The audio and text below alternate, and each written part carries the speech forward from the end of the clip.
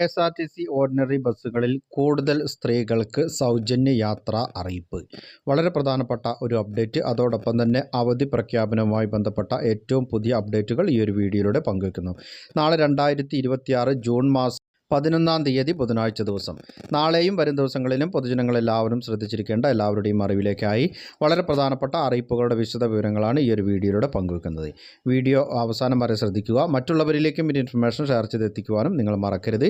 സർക്കാർ അറിയിപ്പുകൾ യഥാസമയം ലഭിക്കുന്നതിന് വേണ്ടി വാട്സപ്പ് ഗ്രൂപ്പിലും ജോയിൻ ചെയ്യുക. അപ്പോൾ നമുക്ക് വിശദമായിട്ടുള്ള അറിയിപ്പുകൾ എന്തൊക്കെയാണെന്ന് നോക്കാം. ായി ശ്രദ്ധിച്ചിരിക്കേണ്ട അറിയിപ്പ്. കെ.എസ്.ആർ.ടി.സി ഓർഡിനറി ബസ്സുകളിൽ സ്ത്രീകൾക്കും ഭിന്നലിംഗക്കാർക്കും സൗജന്യ യാത്ര ജൂൺ മാസം 15 മുതൽ പ്രാബല്യത്തിൽ വരുമെന്ന് മുഖ്യമന്ത്രി വി.ഡി. സതീശൻ അറിയിച്ചു. മന്ത്രിസഭാ യോഗത്തിലെടുത്ത തീരുമാനങ്ങൾ വിശദീകരിച്ചുകൊണ്ട് നടത്തിയ വാർത്താ സമ്മേളനത്തിലാണ് മുഖ്യമന്ത്രി ഇക്കാര്യം വ്യക്തമാക്കിയത്. വരുമാനവും പ്രായവും കണക്കിലെടുക്കാതെയാണ് ആനുകൂല്യം അനുവദിക്കുന്നതെന്നും അദ്ദേഹം പറഞ്ഞു. പ്രിയദർശിനി എന്ന പേരിലാണ് പദ്ധതി നടപ്പാക്കുക.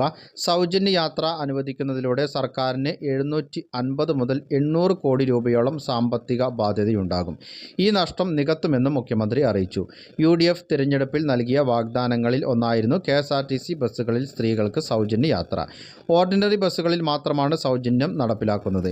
സ്റ്റേറ്റ് അറ്റോർണിയായി അനൂപ് വി നായരെ നിയമിച്ചതായും മുഖ്യമന്ത്രി അറിയിച്ചു. അടുത്തതായി പങ്കുവെക്കുന്ന മറ്റൊരു അറിയിപ്പ്. കേരളത്തിൽ വീണ്ടും അതിശക്ത മഴ മുന്നറിയിപ്പ് പുറപ്പെടുവിച്ച് കേന്ദ്ര കാലാവസ്ഥാ വകുപ്പ്. നാളെയും മറ്റന്നാളും സംസ്ഥാനത്ത് അതിശക്ത മഴയ്ക്ക് സാധ്യതയെന്നാണ് കാലാവസ്ഥാ വകുപ്പിൻ്റെ പ്രവചനം. ഇത് പ്രകാരം 2 ദിവസം 3 ജില്ലകളിൽ ഓറഞ്ച് അലർട്ട് പ്രഖ്യാപിച്ചു. നാളെ ഇടുക്കി, എറണാകുളം, തൃശൂർ ജില്ലകളിലും മറ്റന്നാൾ കോട്ടയം, ഇടുക്കി, എറണാകുളം ജില്ലകളിലുമാണ് അതിശക്തമായ മഴ മുന്നറിയിപ്പ്.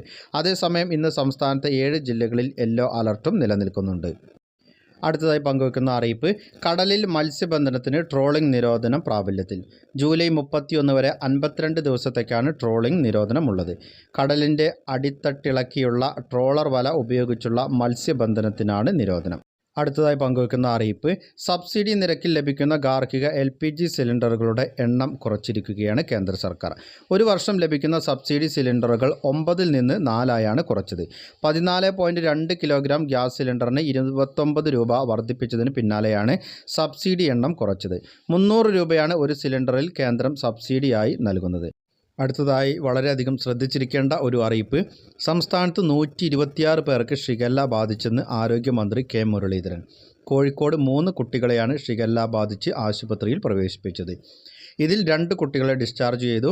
വയനാട് സുൽത്താൻ ബത്തേരിയിലെ ഒരു വിദ്യാലയത്തിലെ 164 കുട്ടികൾക്ക് വയറിളക്കവും ഛർദിയും ഉണ്ടായതിൽ ഇതുമായി ബന്ധമില്ലെന്നും കൂടുതൽ പരിശോധന നടത്താൻ നിർദ്ദേശിച്ചുവെന്നും മന്ത്രി വ്യക്തമാക്കി. ശുദ്ധീകരിച്ച വെള്ളമേ ഹോട്ടലുകളിൽ കൊടുക്കാവൂ. ഹോട്ടലുകളിൽ ഫുഡ് സേഫ്റ്റി വകുപ്പ് പരിശോധന കർശനമാക്കും.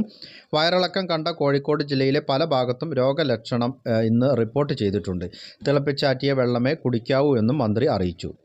അടുത്തതായി പങ്കുവെക്കുന്ന അറിയിപ്പ്. സംസ്ഥാനത്തെ ഇന്ദിരാ ഗ്യാരണ്ടിയുമായി സർക്കാർ മുന്നോട്ട്. ഇതുപ്രകാരം സ്കൂൾ വിദ്യാർത്ഥിനികൾക്ക് 3 ദിവസം വരെ ആർത്തവ അവധി നൽകും. പൊതു സ്വകാര്യ മേഖലയിൽ സ്ത്രീകൾക്ക് 6 മാസം വരെ പ്രസവ അവധിയാക്കുമെന്നും നയപ്രഖ്യാപനത്തിൽ തന്നെ വ്യക്തമാക്കിയിരുന്നു.